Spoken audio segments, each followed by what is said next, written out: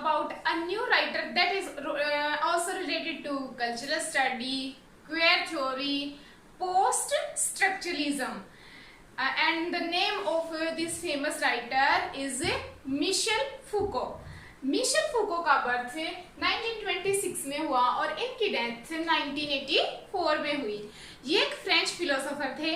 Philosophy के साथ साथ इन्होंने हिस्ट्री के भी बहुत सारे पॉइंट ऑफ व्यू को ऑब्जर्व करा है. हिस्टोरी के जो आइडियाज थे, ये पॉलिटिकल एक्टिविस्ट थे एंड लिटरेरी क्रिटिक्स थे. ठीक है, और मैंने बताई दिया कि क्वेयर थ्योरी और जो कल्चरल स्टडी और पोस्ट स्ट्रक्चरलिज्म में भी इनका बहुत ही मेन रोल है. उसके साथ साथ इन्होंने स्ट्रक्चरलिज्म के जो आइडियाज थे उनको रिजेक्ट करा है. इसी चीज के साथ साथ इनका जो एनरोलमेंट था वो मार्क्सिज्म के आइडियाज में भी था, यानी कि मार्क्सिज्म में भी इन्होंने अपना कंट्रीब्यूशन दिया है. उनके अगर वर्क में देखा जाए तो जो लुइस अल्थाजर थे, अगर आप मार्क्सिज्म के बारे में जानते हैं तो कार्ल मार्क्स और लुइस अल्थाजर जो थे वो मेन प्रोमिनेंट राइटर थे मार्क्सिस्ट थ्योरी के. तो वो जो लुइस थे वो इनके फ्रेंड थे. ऐसा माना जाता है कि इन्होंने एक 1961 के आसपास जो मार्क्सिज्म है उसको छोड़ दिया था.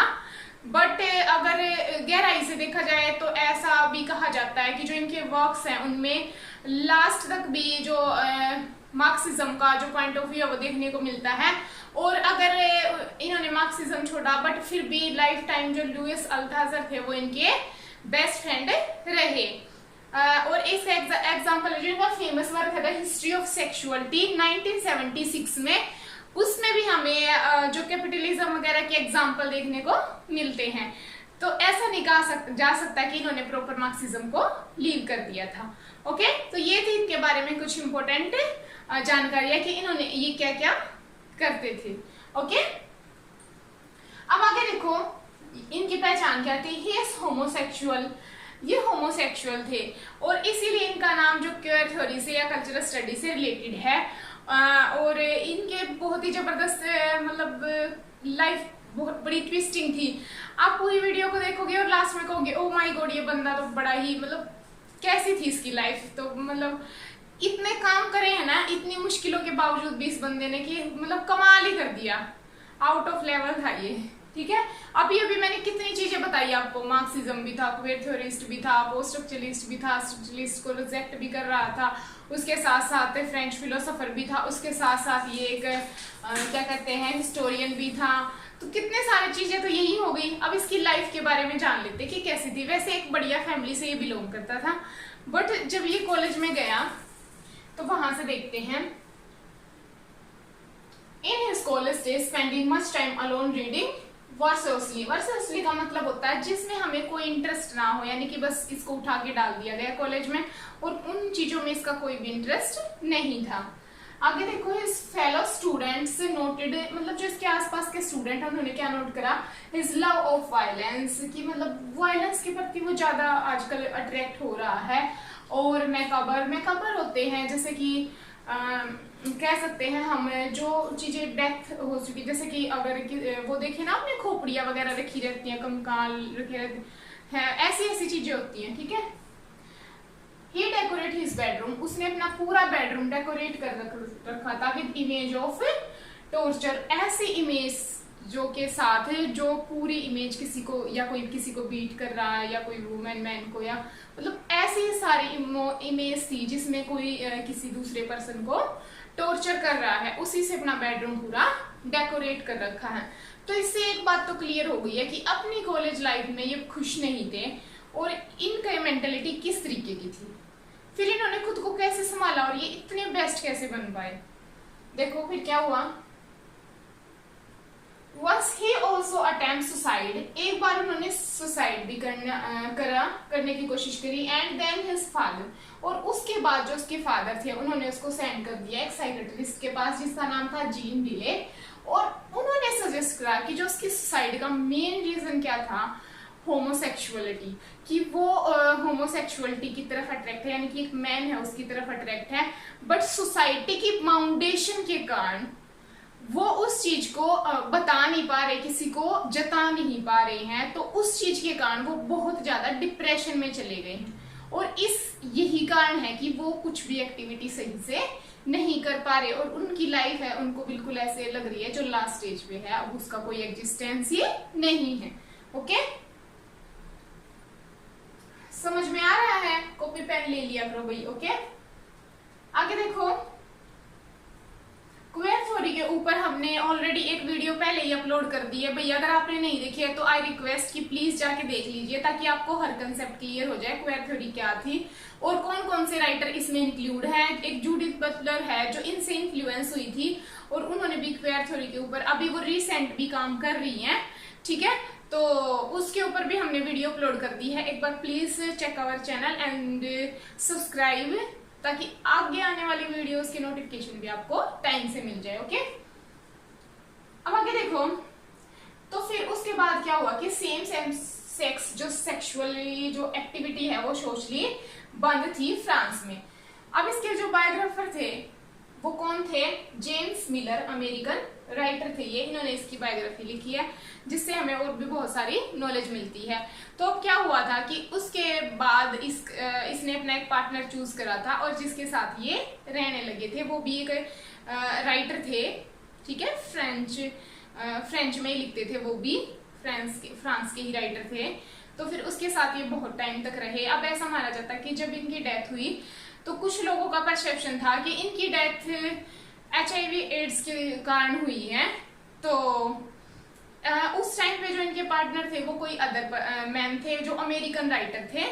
तो मतलब उसके बाद ऐसा इनकी रिपोर्ट जो थी उनको जांचा गया और फाइनली ये कंक्लूजन निकला कि एक्चुअल में ऐसा कुछ नहीं था कि उनको HIV एड्स वगैरह या ऐसा कुछ था। और जो इनके जो पार्टनर थे जो अमेरिकन राइटर थे उन्होंने बाद में एक संस्था भी खोली पूरी, क्योंकि उनको लग रहा था कि शायद इस वजह से उनकी डेथ ना हुई हो, और उसने उसका नाम एड रखा, AIDE, और उसका मतलब होता है हेल्प करना, जिसमें HIV का जो ट्रीटमेंट है वो दिया जाता था।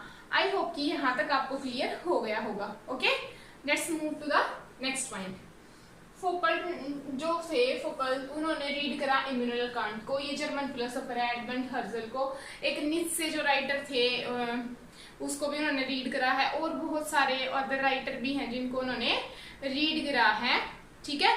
और जो सैमुअल बेकेट हैं उसका नाम तो अगर आप लिटरेचर के स्टूडेंट है तो पक्का सुना होगा, सैमुअल बेकेट, वेटिंग फॉर गोडोथ। तो उसका जो प्ले है जब वो पब्लिश हुआ था 1953 में, तो वो भी देखने, ये लाइव देखने गए थे उसको जब वो पब्लिश हुआ। Okay, he also work with, ये तो मैंने बता दिया, लुइस अल्थाजर जो मार्क्सिस्ट थे उनके साथ इन्होंने काम करा था। अब आ जाते हैं इनके वर्क्स पे। He also works with his entire philosophy is based on assumption that human knowledge and existence are profoundly historical। उनका क्या मानना था कि पूरी की जो पूरी फिलोसफी होती है वो किस चीज पे, वो उस assumption पे काम करती है कि जो ह्यूमन नॉलेज है और जो एग्जिस्टेंस है वो प्रोफाउंडली हिस्टोरिकल, यानी कि आप कुछ भी काम ये नहीं है कि बिना वो पहले कभी नहीं हुआ, या ऐसा अगर कोई होमोसेक्सुअल है तो उसका अट्रैक्शन पहले भी था, बस पहले लोग जताते या बताते नहीं थे, उनको बाउंड कर रखा था सोसाइटी ने। अगर वो चीजें अब उभर के सामने आ रही हैं तो इसका मतलब क्या है कि अब वो दिख रही है हमें। मान लिया आपकी मदर हैं, उन्होंने पूरी लाइफ ऐसे ही निकाली हुई है, उन्होंने कभी अपने सपने सब कुछ दबा लिया, अगर वो अच्छे इंटेलिजेंट भी थे या उनमें और भी कोई भी क्वालिटी थी, अगर उन्होंने बच्चों के लिए वो चीज छोड़ दी, तो अगर वो किसी चीज को बता सकते हैं तो शायद वो उनके बच्चे होते हैं जो हम हैं कि मतलब उन चीजों को समझ सकते हैं, जान सकते हैं अच्छे से। तो और फिर अगर वो कहें कि हाँ मैं भी ऐसी थी, या वो कुछ हमें सिखाएं बचपन से कि वो जो वो बनना चाहती थी, तो शायद वो अंदर हमारे भी डेवलप हो जाएगा। यानी कि हिस्टोरिकल पॉइंट ऑफ व्यू भी जरूरी है। ओके, अब इनके इंपॉर्टेंट वर्क्स है भाई, इनमें से एक भी वर्क का टाइटल आपको स्किप नहीं करना है, उसके साथ साथ आपको इनके डेट्स भी याद रखनी है, क्योंकि पेपर में इनके सीक्वेंस पूछ लेते हैं, या थ्योरीज के नाम पूछ लेते हैं, या वर्क को थ्योरीज के साथ मैच करना है, या वर्क को राइटर के साथ मैच करना है, ऐसा ऑलमोस्ट होता है। ओके, तो फर्स्ट है मेडनेस एंड सिविलाइजेशन 1961 में, सेकेंड है ऑर्डर ऑफ थिंग्स 1966 में, थर्ड है द बर्थ ऑफ क्लिनिक का बर्थ 1963 में, फिफ्थ बहुत ही ज्यादा इंपॉर्टेंट है और इस वर्क को हम सेपरेट वीडियो में डिस्कस करेंगे क्योंकि ये इसमें कई थ्योरीज हैं और ये बहुत ज्यादा इंपॉर्टेंट है, तो इसलिए इसके ऊपर हम अलग से वीडियो बनाएंगे। सब्सक्राइब कर लीजिए ताकि आपको नोटिफिकेशन आ जाए। द हिस्ट्री ऑफ सेक्सुअलिटी 1976 में, आर्कोलॉजी 1969 में, डिसिप्लिन एंड पनिश 1975 में, पावर एंड नॉलेज 1980 में। इनमें से कई वक्त ऐसे हैं जिनके लिए हमें पर्टिकुलर काम करना होगा, यानी कि पर्टिकुलर सेपरेट वीडियो क्रिएट करनी होगी, तो उनको इस वीडियो में पॉसिबल नहीं है कि इनको हम कंटिन्यू डिस्कस करें क्योंकि वीडियो बहुत लंबी हो जाएगी। अब इसकी थ्योरीज पे आ जाते हैं। थ्योरीज में फोकल की जो थ्योरीज थी primarily address the relationship between power and knowledge. सबसे पहले जो उसकी थ्योरीज हैं वो किस चीज पे फोकस करती हैं? पावर पे एंड नॉलेज पे। यानी कि जो पावर होती है ना, अगर आपके पास पावर है तो आप नॉलेज भी अचीव कर लोगे। अगर आपके पास नॉलेज है ना तो आपके पास पावर भी आ जाएगी। ठीक है, आया पॉइंट समझ में कि अगर आपके पास नॉलेज है तो आप एक पावरफुल पर्सन भी बन सकते हो। कहते हैं ना कि एजुकेशन से बड़ा हथियार कोई नहीं होता। तो ऐसे ही अगर मान लिया आपको कोई मान लिया मुझे इस किसी पर्टिकुलर टॉपिक के ऊपर कुछ आता है और मान लिया कि कोई बहुत बड़ा एक्टर्स है, कोई भी बड़ा पर्सन है जो मेरे से बड़ी पर्सनैलिटी रखता है, उसको उस चीज के बारे में नहीं आता, तो शायद वो भी मेरे से पूछे, या हो सकता है मेरे से भी कोई नीचे है या कोई बच्चा ही कभी कभी हमें कितना कुछ सिखा देता है। तो जो नॉलेज होती है, जिसके पास नॉलेज है उसके पास पावर भी ऑटोमेटिक आ जाती है। Okay, and how they are used as a form of social control through societical institution. और फिर वो कहता है कि फिर उसके बाद जब उनके पास पावर आ जाती है तो वो किस तरीके से सोसाइटी के जो इंस्टीट्यूशन होते हैं उनको कंट्रोल करते हैं। अब ये इंस्टीट्यूट एक्चुअल में होते क्या है? इंस्टीट्यूट का मतलब होता है कोई भी कम्युनिटी, कोई भी सोसाइटी, कोई भी फैमिली, कोई भी फ्रेंड सर्कल या कोई भी एक स्टेट, ये सारे इंस्टीट्यूशन है कि उन पे फिर अपना कंट्रोल कैसे करते हैं। नॉलेज के बाद पावर आई, पावर के बाद क्या आया? कंट्रोल। ओके, अब इसकी जो थ्योरीज है इंपॉर्टेंट है, जिनके बारे में हर थ्योरी के बारे में हम सेपरेट वीडियो बनाएंगे। ओके, क्योंकि इतना पॉसिबल नहीं है इस वीडियो में कर पाना और ये बहुत ही ज्यादा डीप समझने वाली चीजें हैं क्योंकि लास्ट ईयर जो 2020 में क्वेश्चन आया था वो पावर एंड नॉलेज के ऊपर ही था नेट के पेपर में, कि पावर और नॉलेज का एक्चुअल में मीन बताना था कि एक्चुअल में इसका मीनिंग क्या है। तो इस तरीके से अगर हम जल्दबाजी में या सरफेस लेवल से कर लेते हैं तो उसका कोई फायदा नहीं है। और एक बार डिस्कोर्स पे भी क्वेश्चन आया था जो मिसल फिक्र के साथ डायरेक्टली मैच करना था। तो अगर हम ऊपर से देखते हैं तो 50% बेनिफिट है, अगर हम डीपली पढ़ते हैं तो पूरा बेनिफिट है। तो इसको देख लीजिए, उसके बाद हम जब सेपरेट वीडियो बनाएंगे तो उसको भी देखेंगे। ओके, तो इसकी जो थ्योरीज है वो पावर एंड नॉलेज। सेकेंड है बायो पावर यानी कि डबल पावर, ये भी अलग है। थर्ड है डिस्कोर्स एनालाइज। फोर्थ है आर्कोलॉजिकल। फिफ्थ है पैनोप्टिसिज्म, ये भी इंपॉर्टेंट टर्म है भाई बहुत ज्यादा। सिक्स है गेज। ठीक है, गेज थ्योरी है वो लोरा मल्वे जो फेमिनिस्ट राइटर है स्पेशली उससे भी रिलेटेड है। और सेवेंथ है सब्जेक्टिविज्म।